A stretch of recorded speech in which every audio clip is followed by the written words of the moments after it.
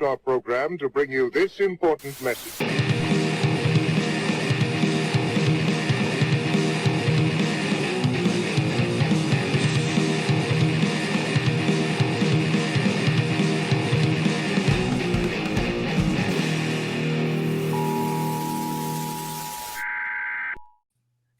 So we've got today, for everybody listening, we have got a combo, Amy and Ben, guitar and bass from Murphy's Law. And half, I would probably say, of our listeners that we get to actually interact with, through messaging and that sort of thing, have been excited when I started putting teasers out, like, hey, we're going to have some members of Murphy's Law on here eventually. And then other people who, when I say something about the band name Murphy's Law, people are like, what does that mean? And they always kind of revert back to the way the whole punk and hardcore scene has like the most creative names for bands. So I have to sometimes tell people that, because a lot of the really great listeners out there who don't have a strong tie to music or don't really care much about listening to punk or hardcore or metal or anything, they're still intrigued whenever a guest or someone comes on who it's just like a normal conversation, and they're kind of shocked by that. Like, wait, what? Like, yeah, wait. Well, I'll try not to disappoint them and try and sound as astute as possible. Yeah, that's how it goes. So, yeah. So now, oftentimes too, people are amazed at the fact that bands are still playing and the scene is still thriving 20, 30, for some bands, 40 years later. Yep. So Murphy's Law over 40 years now. Right? Yeah. And so I've even like mentioned to some listeners when they're like, well, and now you can, on the internet, you can just pull stuff and say, hey, check out this song by them, or Spotify, or, you can use like all this technology to actually introduce music to people across the country that, when we were all younger, it was fanzines, right? And mixtape. Mixtape. Yeah. And then like you might want to tell like a cousin or something, like for us, y'all hear my accent. I grew up in the South. But you might want to tell a cousin like, hey, check out 7 Seconds, or check out Murphy's Law, or check out, Gorilla Biscuits. Well, then it's like trying to order a little 45 or a 7-inch record. You know what I mean? Yes, yeah. Oh, yeah. It was difficult back in the day. Oh, yeah. Right. So speaking of that, like, how did y'all get into the whole scene, into music? How'd y'all get into all of that?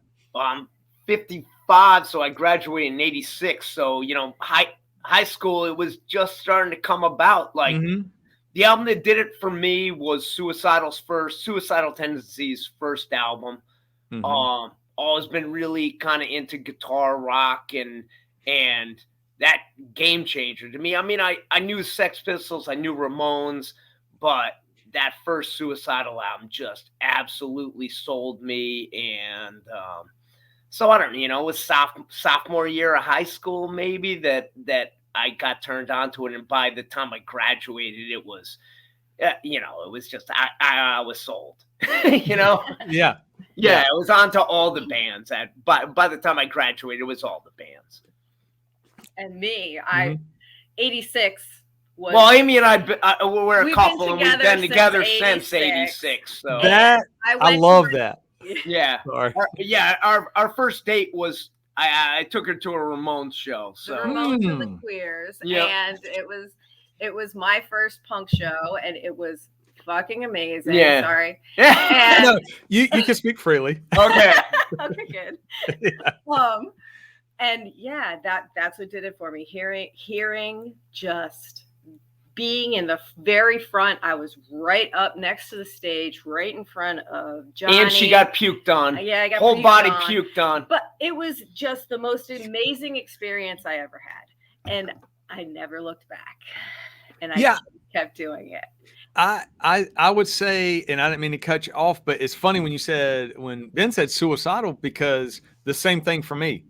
I got into skating like in my neighborhood. everybody was into like Iron Maiden, Dio, Black Sabbath, kind of that thing. Also into those bands. Right. Yeah. Yeah. It was almost like a progression, Yep. for us. And then same year in 86, my brother gets like a little dubbed tape, and like one side is written Dead Kennedys, the other side is written Suicidal Tendencies. And so when we first listened to that, and he got it from a buddy of his whose older brother was into like Corrosion of Conformity and like some of these other bands. Yep. First time we listened to it, we were out skating. And it's like, man, I feel like I can skate better. Dude, just listening. Yeah. Right. Yeah. So it is interesting. I'm going to have to keep like an informal poll of how many people got into the scene through that Suicidal Tendencies album. You know what I mean? And, Yeah. And it's still good. It still holds up. Still fucking amazing. The guitar work and just everything. It's just, it's perfect. It's a perfect album. I don't care. I will fight anybody who says that's not a great album. It's amazing. Yeah.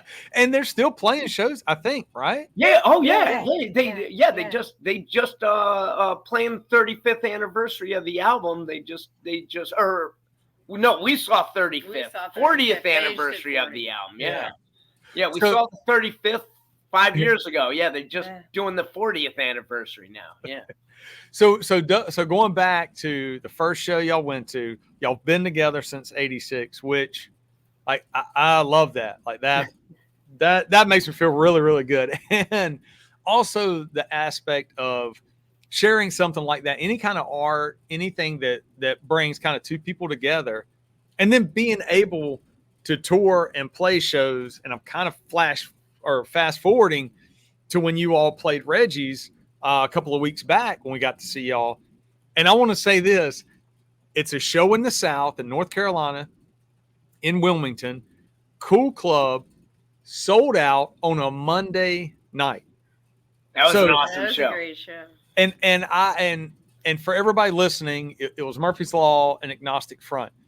And what I want to say is, I have often heard talking to other bands and merchandise people and stuff, and I always ask the question, why don't we see as many shows in the South as we did maybe 20 years ago or something like that? Because I can remember getting out of the Army and coming back to the South, and it was still like wide open. A lot of bands were coming through, Street Dogs, the Briggs, H2O.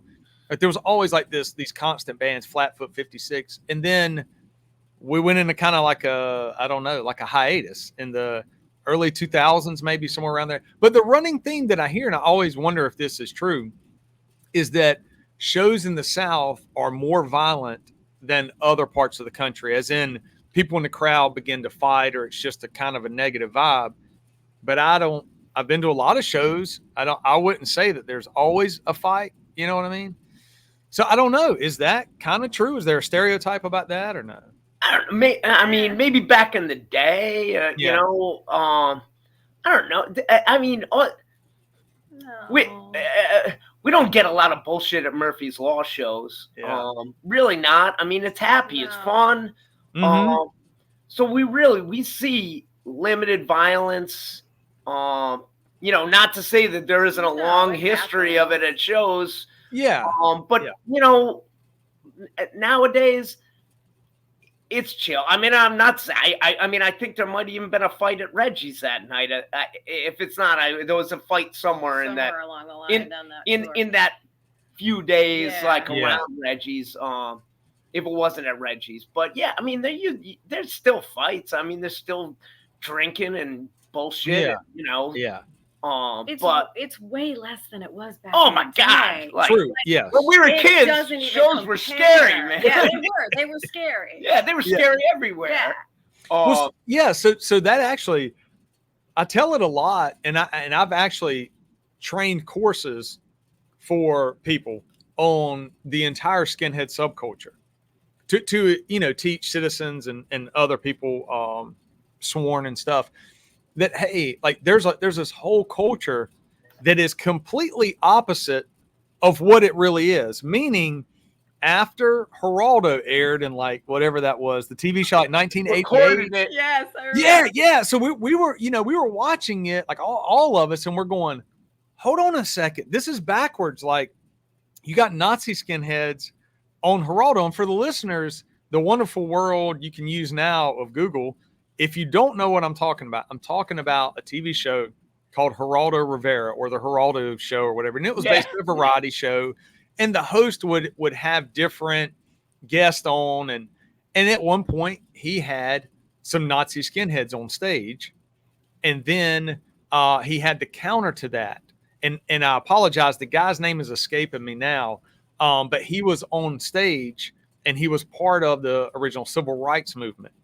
And so people, the listeners, you can Google it, you can watch the YouTube clips, but basically these two sides begin to argue, and a melee starts. Mm-hmm. So you've got, and this was a very high rated TV show. So you have the average citizen in America watching the show and going, oh, everybody that has a shaved head and a flight jacket and boots on, or Doc Martens or whatever, be throwing chairs. Yeah, now they're throwing chairs, and they break Geraldo's nose. Like the host of the TV show comes back after a riot breaks out basically on the scene.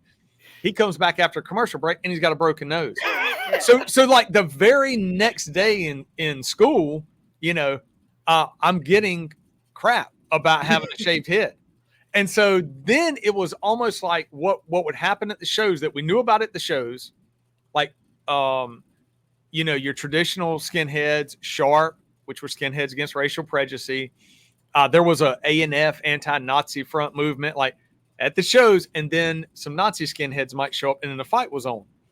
But in our world in the South, like, we knew only very few people knew about that if they went to punk rock shows or hardcore shows. Now, all of a sudden, after Geraldo aired, everybody is like staring at us and calling us Nazis. And, you have to like stop what you're doing and talk to like 2 or 3 dudes and be like, no. There's a whole world, So I say all that to say what you all are talking about for the listeners, the shows were very violent. Like growing up, there was always a fight. And usually the fights were stuff like that. It was, two groups. Almost always. Yeah. And I can imagine, if you're up north or you're on the East Coast, like down here, there were very certain cities that you knew had a Nazi skinhead presence. Oh, absolutely. The same thing happened up here. Same. Yeah. You knew where, Yeah. And so even back then, well, actually probably into the early 90s, I remember hearing about Philadelphia having a horrible Nazi skinhead problem. Like that it was getting violent, people were getting beat. Sharp was like fighting back. And I actually had Frank Mink on the show a while back, and Ski and I talked to him, and he was part of that Nazi skinhead movement in Philadelphia and had actually gotten charged for kidnapping and aggravated assault and did some time in prison, converted and converted to Judaism, and is now living a life where he's trying to make amends for the violence he did. And it basically, he wrote a book, and it's all about, how to get out of that, like how young people were kind of seduced by that movement, which it never made sense to me. But when you read his book or you hear him talk about it, he was into punk, he was into hardcore, but all of a sudden now these older Nazi skinheads were kind of befriending him and whatever. So when I was younger, like Philadelphia in my mind is like, the area, to avoid, or don't travel up there to go to shows or that sort of thing. Yeah.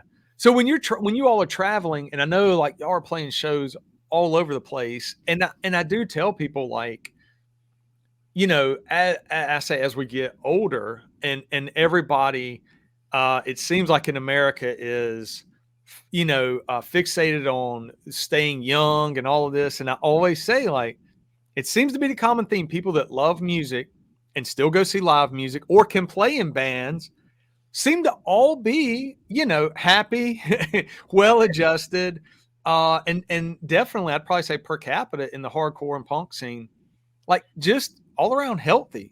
Am I crazy on that? No, I don't think you're crazy at all. I mean, I don't know. I guess we never grew up. I mean, we still skate. We're skating tonight at my buddy's indoor spot that's just epic. called the Warehouse in Waterbury, Yeah. Connecticut. It's just Okay. incredible spot, and we do an old man skate there, old girl skate there every Friday night, and I don't know. I mean, it's not like a goal to stay young, but I'm like, fuck it. It's worked for us, and just not being an adult all the time is important to me. I still love the shit I loved when I was 15. So Yeah, it doesn't, skateboarding and punk rock and playing guitar and I don't know, being an idiot. So Amy, same thing. You kind of nodded to skating and that sort of thing. Yeah.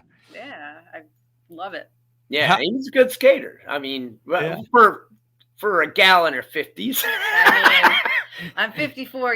Yeah, I'm 54 and 53. 55. I'm gonna be 54. Yeah, in March.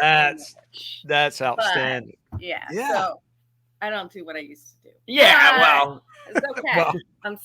I still enjoy it, and I still. Yeah, she's still killing it. Yeah, I unfortunately I gave it up a while back. It's easy to. We just stick to transition and keep it chill. Like, I'm not about taking hits anymore. I mean, knock on wood, rarely take a hit. But rarely. That was my thing. Is like I couldn't afford a catastrophic injury, and as a younger person, a teenager, whatever, like you just kind of learn to roll when you fall. And we used to do a lot of launch ramps and stuff like that. Oh yeah. That was the 80s, man, Yeah, you learn to fall, you learn to roll. But then as I got older, it was like, okay, I really do have to assess if I break something, what's it going to be like? Yeah. When I was in the Army, I was in an infantry unit, and they were like, if you break something on your body, that's like destruction of government property.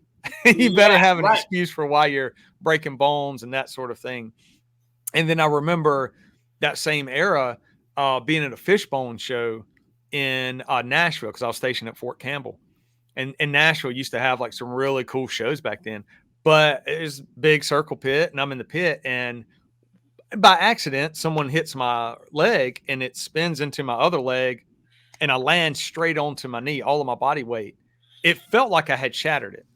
And I had, formation first thing Monday morning. So I go into like panic mode thinking, I just shattered my knee. It feels like everything is on fire. And now I got to try to explain, to my chain of command how I broke my knee. And the funny thing was, like, back then, everything was handwritten letters. So I would get letters from like bands that are touring and, hey, check us out. We'll be playing this show. You remember how like everything was through mail and course. Oh, yeah, mailing list. Actual, actual mailing list. I had a mailing list that, doing a show, you'd put a flyer in an envelope and address it. Yeah. So that was one of the things, like early on, as I got mail coming in, my platoon sergeant would I got a letter from Black Train Jack. I don't know if y'all remember that band. Yeah. But the platoon sergeant was like, "What are you, a freaking communist?" It's like, "What is this Black Train Jack?" Like, it's just a band. It's just a band. Nothing crazy. Anyway, I tell a long story to say, at that time I started assessing also, like, I can't be busting stuff up. You know what I mean? Right. Yeah. So now when we talk about like mailing stuff and fanzines and the history of music and like how it's transitioned, and I know I'm kind of putting you on the spot, but like, how do you feel now about music being streamed like that, or someone throwing up a cell phone or a smartphone, at a concert or something, a show, and then they post it on YouTube? Like, yeah, I'm cool with the cell phones. I know, I know a lot of people aren't. But... I know a lot of people aren't. But yeah, no, it's cool. I don't care about that at all. I think it's cool. Somebody wants to film instead of watch it. Like, our generation's like, be in the moment. Why the fuck are you filming everything? And but I mean, I don't. That's to say, I don't get it, but I don't care. It's cool. And as far as streaming, I don't. I mean, me personally, like, it fucking sucks for the bands, but it's cool for the listener. Jeez, I mean, dude, at any given time, I can pull this stupid thing up and listen to a song I haven't heard in 35 years and been like, oh man, like, I used to have this vinyl, and I recorded the vinyl on cassette tape so I could listen to it in my car. Like, and it used to be impossible to find stuff. Yeah, you had to like search stuff out, and you had to have mixtapes from all your friends. Have your friends mail you shit, mail stuff, and it was almost impossible to find new bands. Yeah. Now, not anymore. Now it's cool. I mean, cool. You can access for the listener. It's awesome. I mean, I guess just because I'm in a band, I'm kind of a curmudgeon about it. Like, oh, it sucks. We used to do great in CDs. Now we sell, nothing. You know, now, now it's all vinyl. Like, if you don't carry, and vinyl's a pain in the ass to carry around. Carry. I mean, it's like you can't leave it in a hot van, and you got it. It's expensive. It's fragile. It sucks. CDs were awesome and cheap, and you did well. And now nobody buys them, and just whatever. That's just me being an old curmudgeon and like damn. Well, it is great. Yeah. Yeah. The only reason I asked that is like, I've asked other people that just in normal conversations, I can't help it. Like when I go to a show, I got to talk to the band or merchandise people, or even just people at the show, young, old, whatever. But that's like one of those things that I think it could be generational. Like a younger generation may think, oh, well, a band is just being greedy and all they want is money. And it's kind of like, well, but they deserve it. Like it's important that a band can make a living off of making their music, because if not, then you can't, it's almost impossible to work a full-time job and then try to tour and play shows. And no, it's fucking impossible. It is impossible. Right. It's fucking impossible. And like one of the first bands I remember that I listened to that really kind of blew up and I didn't see it coming was when the Mighty Mighty Boss Tones blew up in like 98. Yeah. And I had started listening to them, they were on Tang Records, and I'm ordering like a hoodie and t-shirts and stuff. So I had like 3 of their shirts and a hoodie, to the point where I used to wear so many shirts like that people thought it was a clothing line. Like my friends that were not into punk or hardcore. And I'm like, no, it's a band. Like, check this out. It's cassette tapes, like we talked about back then. I'm like, no, check it out. It's like, it's a crazy mix, for you, of like horns and vocals. And it's the perfect mix of everything. Well, and that was whatever in the early to mid 90s. I'd say early they blew up. Early 90s. I ended up being blown away. Like, man, Boss Tones are like huge. Yeah. They have like one song that's like the impression that I get was like all over the radio. Yeah, and a video, and then so wherever I would go, I would hear it. Like whatever, it might be playing in a bar somewhere or whatever. And there were people that when we would talk about music, and they're like, "Oh, they're sellouts," and I'm like, no, they're not. Their music hasn't changed. I mean, music evolves, yes, and people do want to do maybe different sounds. But I don't think anybody in the Boss Tones said, let's try our best to make, a lot of money off. They just made music that I felt like was just really good. And at the time, it was great songwriting, great band. Yeah. And so I say all that, for younger listeners who are checking this out, to understand that bands are able to survive, I think, in a punk and hardcore scene because people do support them. You know what I mean? In as much as we can. So whether it's, through buying t-shirts at shows, or if a band has, if they're selling merchandise and making money off of that merchandise, like I always feel better that way, because I feel like I'm contributing. For sure, punk and hardcore bands, they survive through merch. You're not making it through streaming at all. Yeah. I mean, you might make beer money off streaming, but it sucks. It's bullshit what you get paid. And literally, like, the CD sales are a race now. So it's just a huge thing being able to get t-shirt sales and whatever, hat sales, patch sales. Like it's huge, and people are cool. People are really cool, and the community really is conscious of that. At least that's what I've seen. Yeah, I would agree too. And I think that is why, like at that show I mentioned when y'all played here, it's like one of those things where at that show there were so many people on a Monday night, and I loved it. And so I'm like looking around, and if I remember right, I think the show may have been, or the show was not all age. So I can't remember. Like, and again, it's like there might have been an all ages the night before, so I get confused which one it was. But I honestly can't remember if that one was all ages. Yeah, because I was having a discussion with the guy, and that was one of the things we were talking about was the bars or the venues that are playing shows. A lot of them have gone away from any kind of all age just because of like the liability. Yep. But I hate that because I know there's a younger generation that is like dying to go see shows. Oh, we all love the all ages nights. We all love it. We're all like, yes, cool. Yeah, because that's kind of back to the power of the internet, social media, YouTube. A younger generation can watch a show and understand how much fun it is for everybody. Right. And so if they want to go and they want to be part of that, they don't want to just sit, in their bedroom and watch it on the small screen on their smartphone or maybe on a laptop. It's like they want to experience that. And then they hear a older generation when we're telling all these stories about how much fun it was going to shows, and still bands are still playing and we still love it. Fun, it's still cool. Yeah. We love, I mean, as a band, we absolutely love that's seeing kids, it's like always make a point to, like talk to them after, give them pics, like give them shirts. Like we always, everybody in the band is like that. It's just like, kids, awesome. We were kids. Yeah. Well, I was that kid, like, yeah. Well, I think that is also, I don't want to say like the addiction of it, but it is like that draw when you're young. And I remember going to my first show and I was 13. Yeah. And so my older brother and his best friend, and we used to go to this one venue and they did all age shows on Sundays.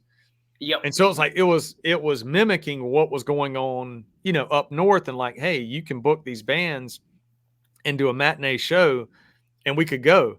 Yeah. And I was blown away. Like the very first minute of like going into the club, and there, I think 3 or 4 bands playing, but it was just chaos. And my brother even was like pushing me back, like, no, you can't get in the pit. And this was mid 80s.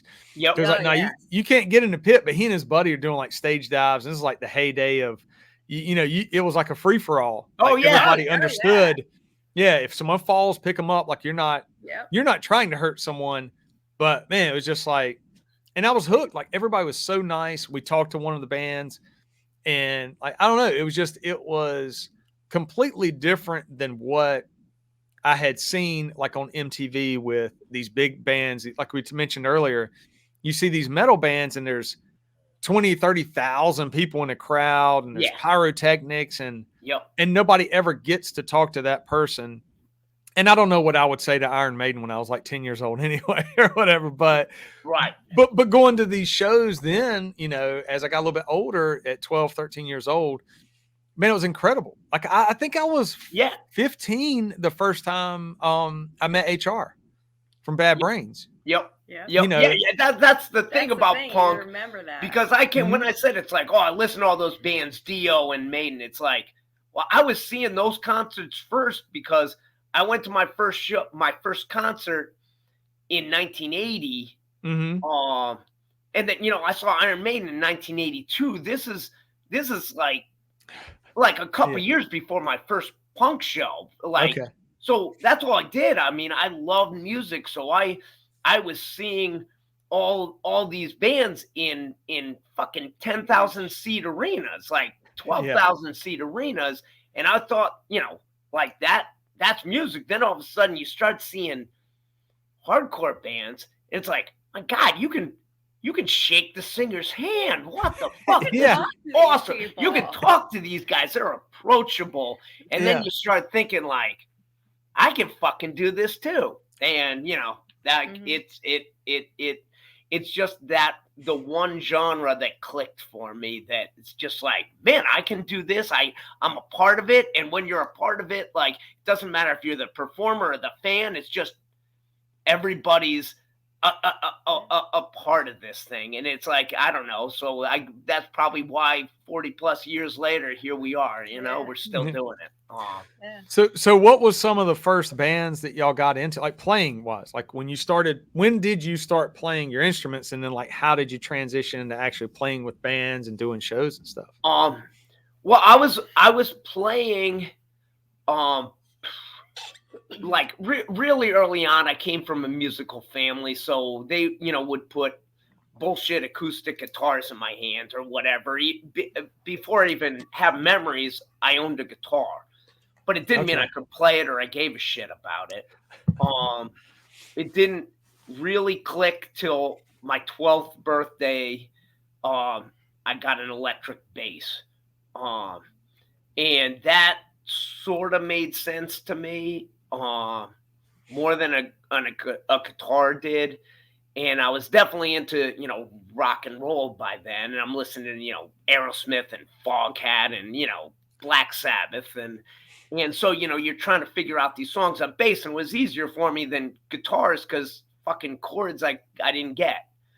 So I played bass in my first band, which we were covering whatever we could figure out, like, the Eagles and I don't know, just easy shit, the Doors, whatever we could figure out by ear. And we did that. And I did that rather unsuccessfully for a few years until whatever, 15, 16, and, found punk rock. And I honestly can't recall being in a band that played anything but punk rock ever since like 15. I mean, I may have that I'm forgetting. It's like, oh, you played in that metal band for 20 minutes back in 92, but I don't fucking know. I mean, really, I think since the age of 15 on, I've only played punk rock. What about you, Amy? Oh, well, me, on the other hand, I've just always been a fan of music. I don't come from a musical family. And I just always tried to take in whatever music I could get my hands on. And I didn't start playing until 2007. Oh, okay. Sad Plant. Yeah, Sad Plant. I mean, I did a little here and there with other stupid shit. Yeah, she's been in bands with me before. Yeah, but a real. When she started touring band and being serious about it, like Amy and I and Seth, the drummer, Murphy's Law, playing our own like skate punk band, called Sad Plant. And that was really Amy's first serious band. She was like 30s, late 30s was her first real band. She's playing shows, a couple shows a week, and and then whatever. A couple years later, she's on fucking tour like nonstop, like living in a fucking bread truck with bunk beds, and like. So yeah, it was a beautiful converted bread truck. Oh, don't get me wrong, it was nice. Loved it. Don't get me wrong. So when you say that, when you talk about bread truck, people have heard me tell these stories before.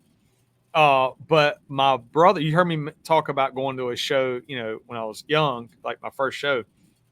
My brother's my older brother's best friend, his first vehicle when he turned 16 was a old milk truck. Yeah. Boxcar trucks, right? It's probably the same thing as like a bread truck. Yeah. Ours was a Wonder Bread truck. So. Yeah. Okay. So he's got this big white boxy truck thing. And back then we were skater kids. We just would run wild. My mom was working all the time, and she was great to us and let us have a lot of freedom.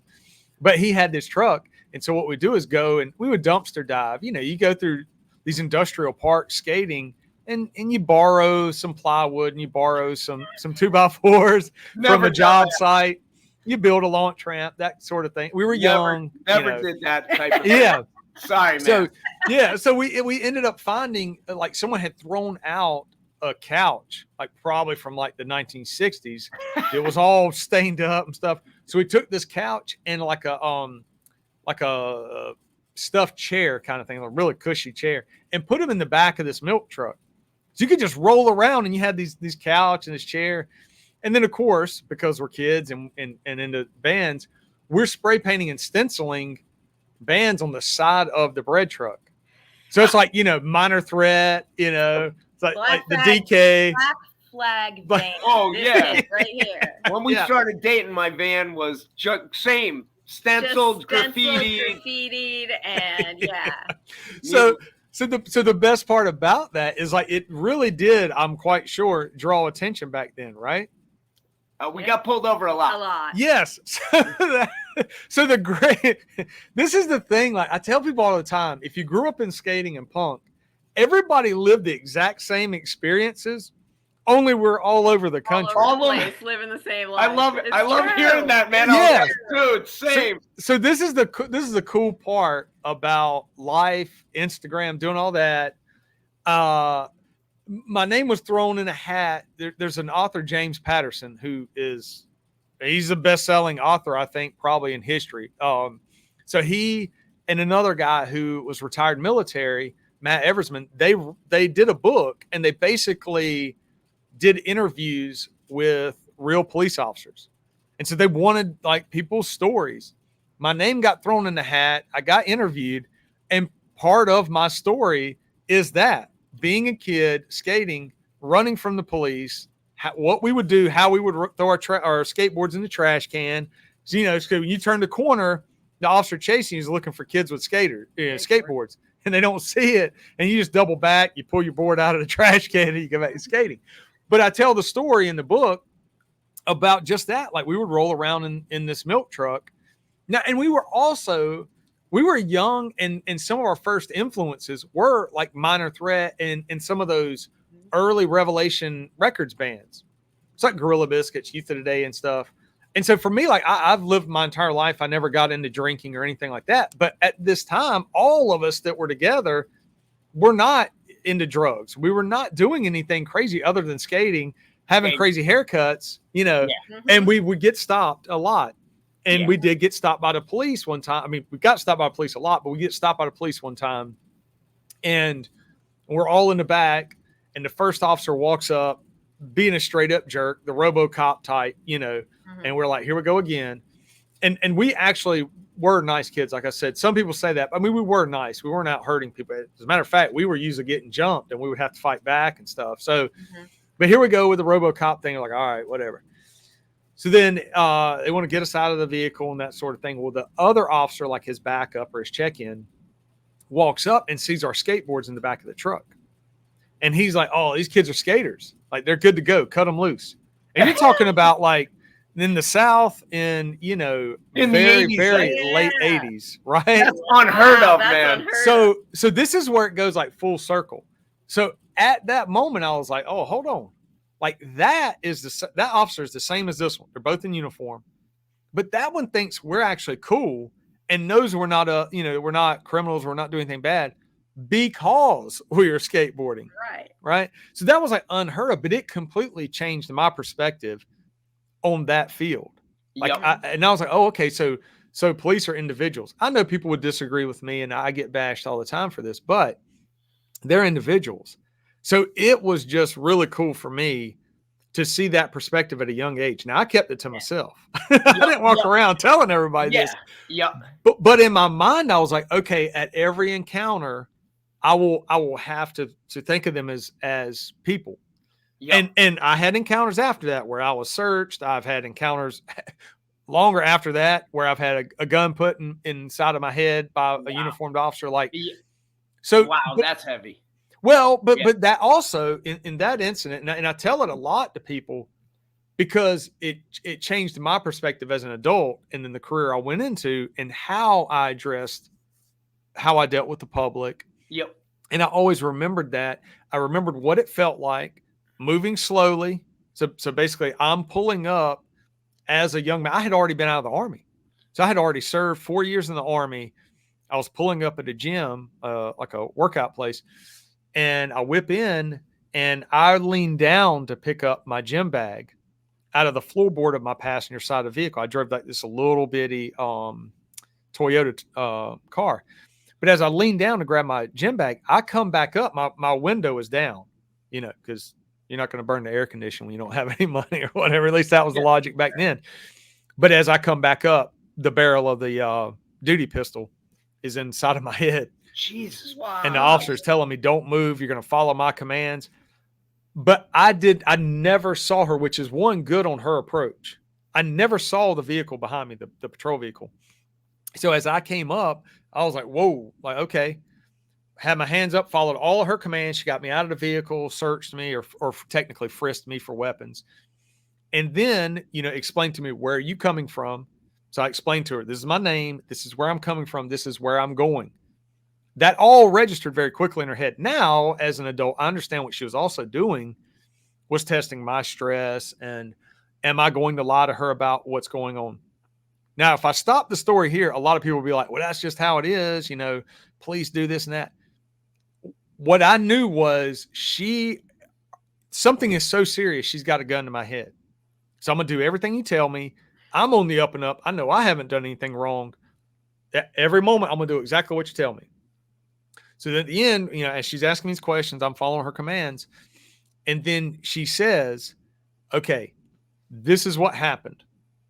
Myself and other units are responding to a domestic violence incident in which a, white male, blah, blah, blah. And she's describing me head to toe, driving a 4-door car, brown car. And I'm like, oh, that is just like me. And it literally was like 2 to 3 minutes down the road. Yep. Yeah. So now as an adult and what I've done in the past, for 20 years, like now I understand her perspective back then. She actually, in her mind, hey, I've got the suspect. Yeah. Close proximity of the crime, description matches to a T. Yeah. The difference is, had I bowed up on her, or had I ran, or had I whatever, stuffed something under her seat, man, she would have blasted me thinking that I'm going for a gun or a weapon or whatever. Yeah. What's crazy, flash forward like 10 years later, I have to go to that same jurisdiction and do basically a briefing on a homicide investigation, like a cold case. And so as I'm in their police station and I'm going over some gang stuff, and that's how I was trying to help them, she was then like a commander or something. Like she had moved up to the ranks. Wow. So it was like, I kind of have a little bit of like a photographic memory kind of thing, like with names and faces, which is why I was so good with gangs and stuff. So then I had to tell her the story. And of course, at first she's kind of embarrassed. I was like, no, you did everything right. I did too, which is why I survived. But yeah, I say all that to say, that growing up, that one incident in that milk truck, like, changed my perspective of something that I was able to do later in life. I was really proud of. And then to be able to tell that story in the book is one of those things. Like, I want people to understand that you come from punk and hardcore. 99% of people grew up to be good people. Like, and that, you know what I mean? Like, just really good people. And, but you're spot on with that. Yeah. You are spot on.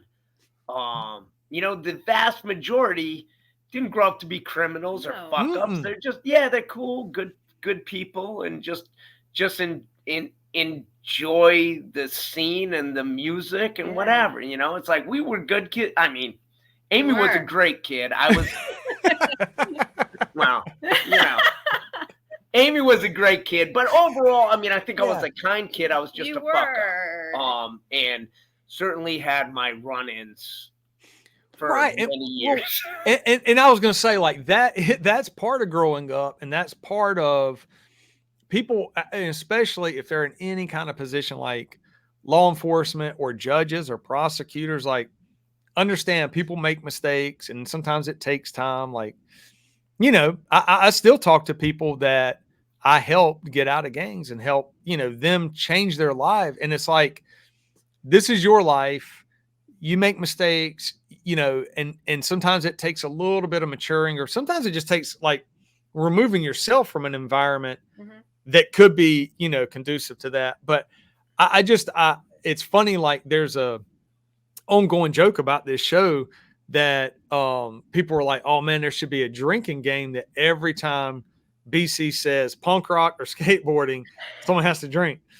Sometimes I tell people like I love a lot of different categories or whatever of music. Like I love a lot more music than I don't like. But I feel like because of growing up in that environment and being judged and people saying the negative things about it, it's like I try my best to explain it's the opposite. It's the greatest scene. And it kind of fostered, I think, in all of us growing up through it, one, that you can kind of tough out times where fights are occurring. Like I didn't grow up wanting to fight, but got into a lot of fights, and sometimes I'd feel bad after the fight, even, if I won, it's still like, why are we fighting? I'm just either trying to skate or I'm just trying to, hang out or whatever. But I try to explain to people the power of the scene of music.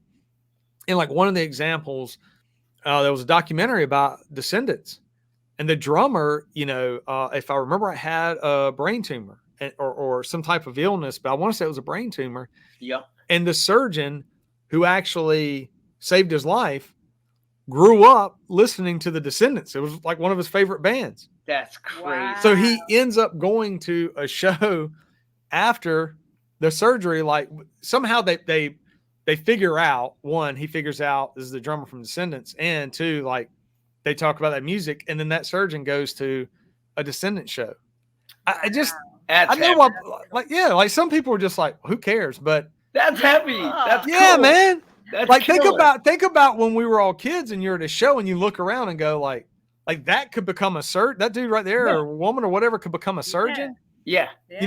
And still enjoy this scene enough and to still go out. Yeah. And that's the thing we know from playing these shows, see it every day, man. Like just all walks of life are still showing up at shows in their 50s and still enjoying it and still having a great time. And it's, it's very much still a thing and very much still a cool scene. That's like, and I've loved watching punk kids grow up. Yeah, that's another I've thing. seen so many. That's another thing over them the years. From their first show to adults and like parents. So and, proud of them. And in a trade or what, whatever they're doing. Yeah, it's cool. Yeah, it is awesome. cool. I hear you on that. That's like my older brother, who got me into punk and everything, and I got him into ska later in life. But when you said the trades, that's what he is. A plumber by trade. And also like, in the South, we still have like a lot of wells, like people getting their water from wells, well water. Yeah. We do too. We do too. Yeah. So it's like growing up, he and I worked with our dad doing jobs like that on the summer, and he stayed with it. And so now he's running, his company, makes great money. We still go to shows and joke. Yeah. But it's like for him, what he does is when people are out of water, he shows up, fixes the water, and they got water, and he gets paid, a pretty penny for it. Yeah. But I can remember, like when we were kids, we were all told in school, at least at that time, like there was such a huge push.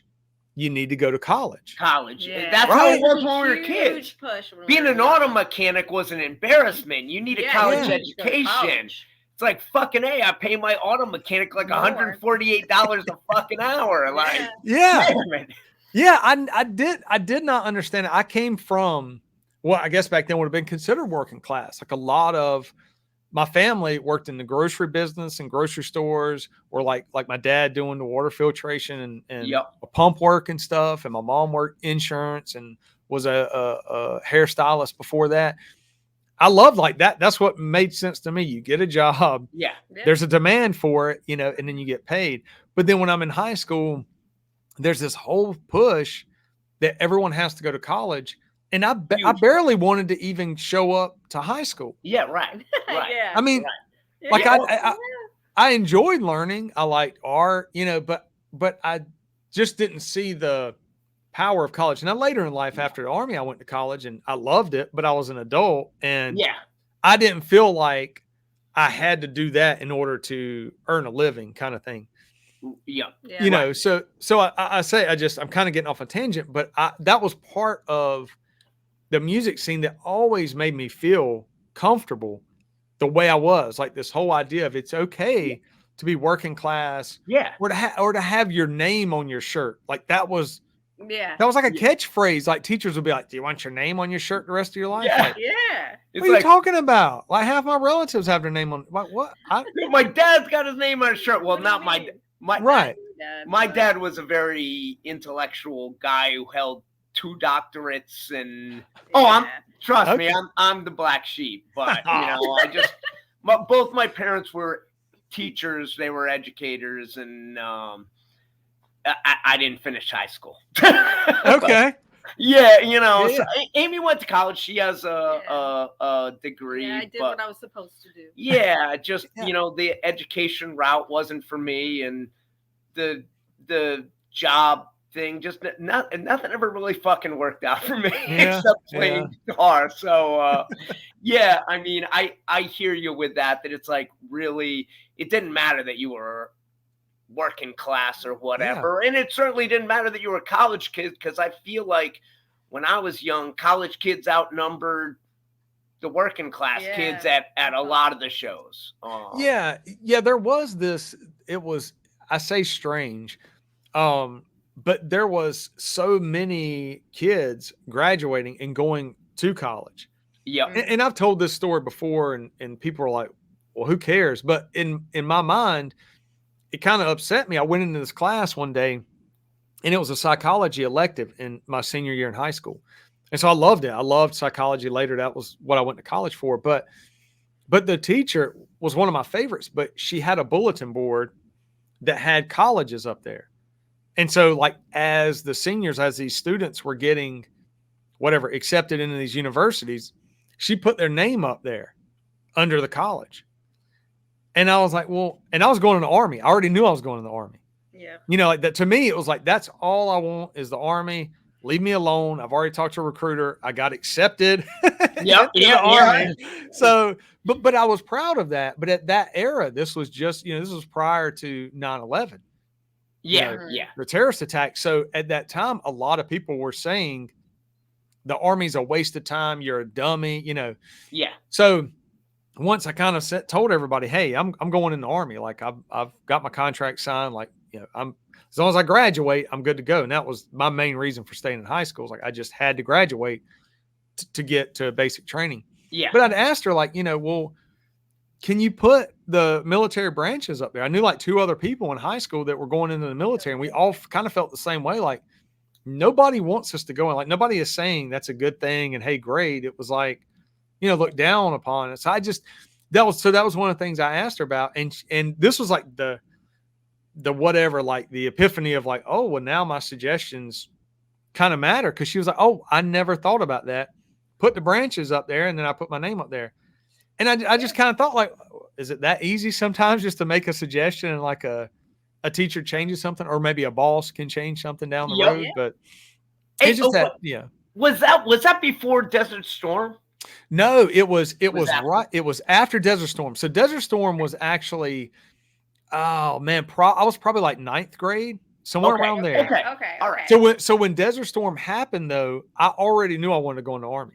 Okay. Like that was my path. Like I said, I didn't always tell just everybody, but like, man, I just had a strong urge to go into the military. Yep. And so when that happened and it was on the news and everything, and I had read books about units in Vietnam and things. So I wanted to go to an infantry unit. Yep. And I had an older cousin that had been in the military, and he was just a wealth of knowledge. But yeah, so that kind of shaped me. You know, you get these like 2 polar, I don't want to say polar opposites, but you have Desert Storm going on. And then around that time, you also have, and I say time, we kind of merge a couple of years there in the early 90s. You end up having the Rodney King incident and the LA riots. Yep. And so then like I've talked about before, when Ice-T had Body Count, the band, and then they do the song Cop Killer. Yeah. And so then like the news is doing this coverage and all this. And it's like these 2 worlds are kind of merging. And I have told numerous people, like in my training classes and stuff, like, understand I'm not saying that's a good thing. Also understand this is art, this is music, and it is telling you this is a person's perspective. Why? Is it because too much abuse? Is it, so, and we kind of knew in the scene, this stuff goes on, with officers beating punk rock kids and busting up shows, and it was just a really bad vibe. Then all of a sudden you have an incident on video of Rodney King being beaten by multiple, LA PD. And so then it's kind of brought to the mainstream for people to understand. But in high school, like, that was part of, shaping like my perspectives and things. And later I would say me kind of galvanizing, I don't ever want to be associated with the RoboCop type of person. Yep. And can I change that? Can I change that culture wherever I am or however I am? Or like if I'm in the Army, is it okay that I go to punk rock shows or hardcore shows? Yep. So at that time, like the 90s, I think historically we look back and go kind of bland in that sense, except for these little spikes, Desert Storm. That LA was very right? heavy for me. Mm-hmm. The beginning of Desert Storm hit me hard. I mean, I'm older than you. Mm-hmm. And that to me, hats off to you for living through that as a kid, watching that shit unfold on our fucking TVs every night and still fucking signing up because, especially with people being like, what are you, fucking crazy? Like, don't join the military. It's like, because very much that was the case at the time. Like, what are you, fucking nuts? Don't join the military. Mm-hmm. You don't want to go to Iraq. Like, so hats off to you because that shit was crazy. Yeah. And it got a little worse in the sense of towards the end of high school. So I'd started talking to a recruiter because you can't talk to recruiters until I think it's like 16 or older. I think it is 16. So I had started talking to a recruiter, and to bring this all full circle, this is how crazy the world is if you can remember people in your lives and stuff. So I'm 16ish, and I'm talking to a recruiter, and then Somalia happens. Yeah. So you have Rangers and Delta and SEALs and there was a bunch of stuff going on in Somalia, and then you have Mogadishu, and it's all over the news. And it's the savagery of dragging dead American soldiers through the streets. And I remember feeling like I need to hurry up and get into the Army. Like I can't take this because I was watching the news and understanding there were humanitarian crisis. They're trying to get food to people. They're trying to establish order so that warlords were not killing off groups of people.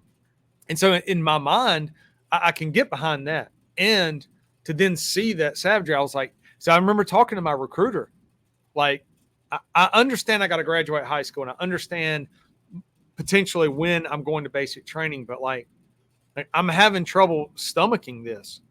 So then I joined the Army shortly after that, and I'm able to go through basic training. And then what's crazy is the co-writer on that book I mentioned earlier, Walk the Blue Line with James Patterson, is Matt Eversman. So Matt did my interview for that book. Matt actually was a Ranger in Somalia. So if you were to watch the movie Black Hawk Down, that Hollywood, his part of his actions over there are portrayed by Josh Hartnett, I believe is his main actor. Yeah. So I mean, just to like it's crazy. Like I never would have imagined all of that, but just how we all can be interconnected, and just through social media of knowing people and stuff. And he's just like the nicest guy in the world when he did the interview. But to imagine them, that unit and those units, but specifically like his unit going through that, and then still seeing it going on. I don't know. Just for me, it was visceral. And I've kind of always felt that way. Like I've never been able to sit back and like let somebody get bullied or hurt or anything. So it was weird when, later when I got on patrol and stuff and people would say that, they would be like, oh, you're a cop because you got bullied or something. And I'm like, it's kind of, actually, it's the opposite. Yeah. You know what I mean? Like it I would kind of go on the attack if someone got hurt or bullied or that. I don't know. I had never been one that could stomach it. My brother and friends were that way. You know, most of the adults I was around growing up were never insensitive or anything. I don't know. It just never set well with me. So it's interesting in history prior to the terrorist attacks, 9/11, and the rise of Al Qaeda and these terrorist organizations. A lot was not going on the radar for us in America. You know what I mean? Like it just wasn't. It wasn't. And then when it happens, then it puts it in the forefront of like, oh yeah, that there's still some stuff going on in the world. You know? Yeah. I understand exactly what you're saying because I mean, and I'm very guilty of it as well. You tend to live in your bubble, and I was certainly like very much inside my bubble when 9/11 happened, and it was very, very eye-opening. Whatever. I mean, I am aware of there's a lot of atrocities going on around the globe, but at that particular time, I think for the majority of the people, it was a fucking eye-opener that, you know, the United States is a very nice place to live your life. And, you know, it was a heavy reminder that, you know, the rest of the world is not so comfortable. Like, so I understand exactly what you're saying. Yeah.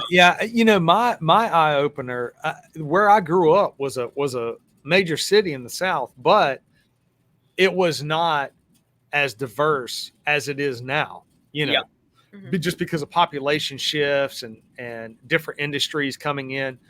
So when I went into the Army, I had not met a whole lot of people from other countries.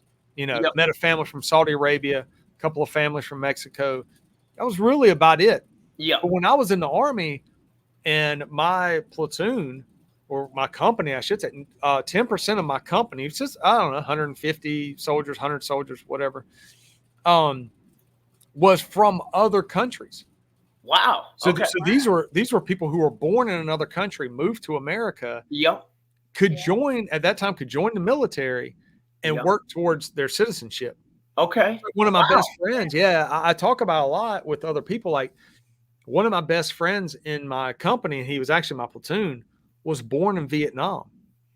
And so he would tell me like, and he was old enough, he was 4 years old when he left Vietnam, and he spent 4 years in Thailand in like what he would kind of call as like an internment camp or like a refugee camp. And it was rough. And then he lands in San Jose, California at 8 years old, trying to learn English. Wow. And 10 years later, graduates high school as a class valedictorian. Jesus. He was a cool guy. You know, now makes a lot of money in the computer industry. He's got 2 patents on hardware. Wow, cool. Yeah, but it was just this idea of like an eye opener for me, which I loved, was people from so many different backgrounds doing one thing and trying to be the best at it. And so we would push one another. And then here I am, this kid from the South who you know, I don't have a lot of worldly views. I don't know a whole lot. And actually, a lot of my worldly views were through music. You know, like what bands were saying and stuff. And I would read more about it, you know, but so it was like this eye opener of, there are things going on in the world. And that was like the running theme where so many soldiers saying, you don't understand what America is because you're not in a mean way, but they're like, you're born and raised here. Like you accept that this is the world until you have traveled elsewhere or you're talking to other people. And then you hear some of the horror stories and you're just, man, like I can't, it's tough. Like I don't want to think about bad things happening to anyone. I don't care what country they're in. Like I want everyone just to, sounds silly, but like just to live in peace. Like, you know, like when we were kids, I would hear people be like hippie, you know, like hippie movement. But man, I'm not gonna lie, like that's all I want is like peace. Like can everybody sounds lay back awesome. Like, like it would be great. It would be. Yeah. So I'll wrap it up with this, and I appreciate y'all giving me your time. I know with schedules and everything, we've tried to narrow it down today. So, but are there any like bands or anything that you could kind of tell the listeners something they might be interested in, or something that you're kind of still listening to or interested in now? You know what? I just talk about some bands that we recently done runs with. The show that you were at with Agnostic Front, the band that opened was from the UK, Grade 2. Amazing. Absolutely amazing guys. They're signed to Hellcat. They're 3 25-year-old guys, sweetest dudes in the world, great songwriters, just hard workers. They tour the US relentlessly. They're out right now. In Europe. They're a great band to check out. Another UK band that we recently did like a 5-week run with is Barstool Preachers. Okay. Another great bunch of guys. They're very catchy, very fun act. I could recommend those guys. Like I love seeing the young punk the new coming bands. out. I love it. I love all the old. I love the nostalgia of going to all the good hardcore shows. Absolutely, and I mean we get the honor of playing with a bunch of these bands that grew up listening to, which is fucking insane and super cool and just a dream come true and surreal at times. Very surreal. But I still just love the young bands, seeing young guys doing what like we were doing 40 fucking years ago. I love seeing, like I said earlier, I love seeing the growing up of the kids. Yeah, and you know what brings me to another point, the Rum Jacks. We just did a 5-week run with the Rum Jacks, and they're singers from the US who we watched grow up. We've known him since he was a teen, and he was a great kid playing around here in bands, and now he's the singer of the Rum Jacks. Are a great fucking band. I think the majority of them are from Australia, but they tour relentlessly. Yeah. And another great young band and a good bunch of guys. And the singer again is a kid we watched grow up. I mean, I don't know, he's probably in his late 30s now, but it's just awesome. Being able to see some of these kids grow up and go on and have a lot of success with the band. Yeah. So, it's awesome. I don't know. But that is, as far as new bands, shit, there's a million of them now. And it's exciting to see that it's like, hey, well, you know what? There's some youth interested in punk rock again. And I'm hoping for the next wave to be right around the corner. Because we really haven't seen it since the mid 90s, the last like major push where punk rock was like a really big fucking thing, and it would be nice to see that again, to see a bunch of 20-year-olds having success playing punk rock music. Like no one would be more thrilled than me, man. Really? Yeah, I'm not a curmudgeon when it comes to that. I like seeing kids playing. Yeah. No, I agree with you 100%. And that's why I always ask that question, and listeners love hearing that. You know what I mean? Like they're getting plugged in. So cool. I appreciate that. Awesome. Well, I appreciate you for asking us, man. It's like we were thrilled to do this today. Yeah, no, thank you very much. And if people want to reach out to you, what's the easiest way for them to contact you? Like Sad Plant, one word. Usually we'll get anybody to me. My name, it would be like Ben Space Social. Like if you wanted to find me that way, okay. Ben Social at Gmail. Amy Wapple, WAPPEL. And dude, we'd love to hear from anyone, man. Like it's like I am definitely not the type that lets messages go unanswered. Like I'm thrilled with anybody who wants to ask anything of me. I'm like flattered and just humbled by it. So anybody send me a message, bensocial@gmail. Yeah. I love it. And when you respond to me in text, it's always with exclamation marks, which is how I speak too. So I do appreciate that. Like, as long as if I'm excited, it's like, man. Yeah. Maybe a couple of emojis in there. Yeah. Yeah. Well, I love it. You all enjoy the rest of the day. Dude, you too, man. Yeah. Thank you too. I appreciate it. Thank you, bud. Yeah. Take care. Disruptors out.